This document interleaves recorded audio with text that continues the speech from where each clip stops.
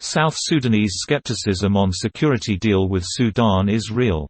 By Isaiah Abraham. Juba, South Sudan. October 19, 2012. Juba leadership position on the cooperation agreement has started to be dismissive and abusive to those questioning some pieces in the agreement.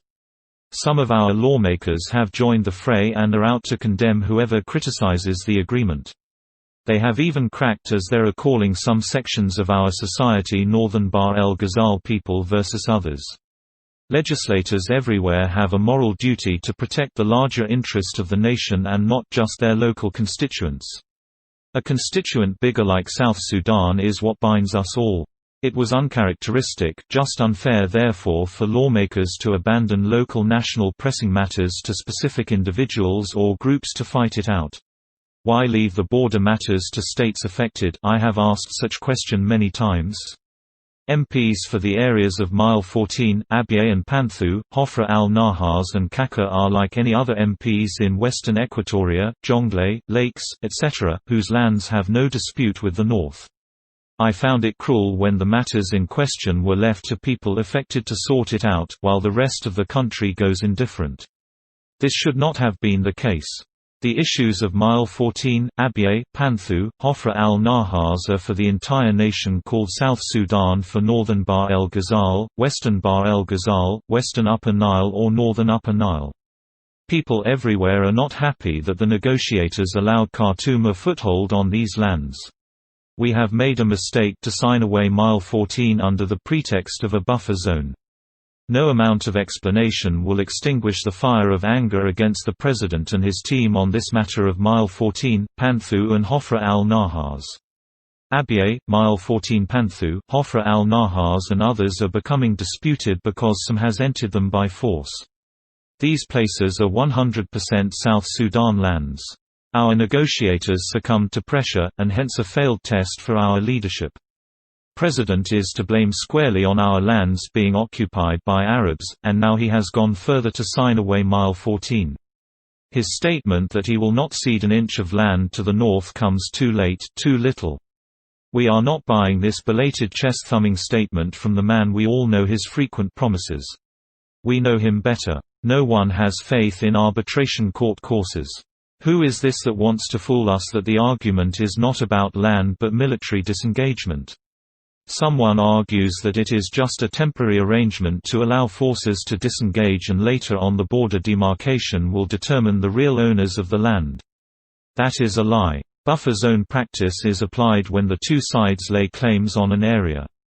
Mile 14 if it becomes a claim area, then we have already such claims areas where one side is left alone. Recall Sudan Armed Forces (SAF) is firmly in Panthu, Hofra el Nahas, Kaka and Kofi Kingi. Why did the policy of buffers not apply there? The same way mediators avoided Panthu, Hofra al-Nahas and other lands that are disputed, where Sudanese armed forces are embedded or firmly in control, it should have been the case for Mile 14. Mile 14 has never been a disputed land as do the southern occupied lands. Mile 14 is used by Rezagat Arabs during the summer, demilitarizing it after Sudan army was chased away from there makes it an automatic disputed land. Badme, a disputed territory at the heart of conflict between Ethiopia and Eritrea was awarded in 2002 to Eritrea by UN-backed commission but to date the Ethiopians' troops are firmly on the ground. Is that scenario not going to repeat itself in our case for Mile 14 Panthu, Hofra al-Nahas and other disputed areas?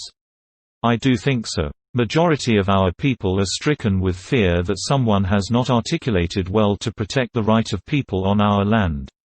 We have lost out our rightful lands to Sudan through cowardly and ignorant decisions or both. Why is it that our leaders want to play politics in the face of an anomaly? This is arrogance at best and skullduggery. Our leaders know where the truth is, but are not telling it. The issue of Mile 14 and other disputed lands is not a small thing for the head of state to dare sarcastically the people who oppose the deal to go to war. Sir, people will go to war with you first if you do not stop your clumsy approach to such critical matters of our existence. Khartoum has found a weak character they can manipulate. In the face of challenges, our president has clearly become another challenge to our people.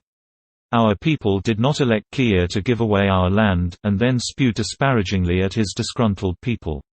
Mr. President sharpened his derogatory remarks against those opposed to the agreement during his address to security officers on Tuesday that those who are unhappy with the agreement are people who were with the Jalaba diaspora, and never had time to fight with him in the bush. How about me, sir? I was with you in one of the battalions Tiger, Tumsa you led. What will you say about me? I participated in the demonstration on Monday in Juba, all the way to Parliament, to denounce the buffer zone dog for mile 14. I went there but for reasons known to all.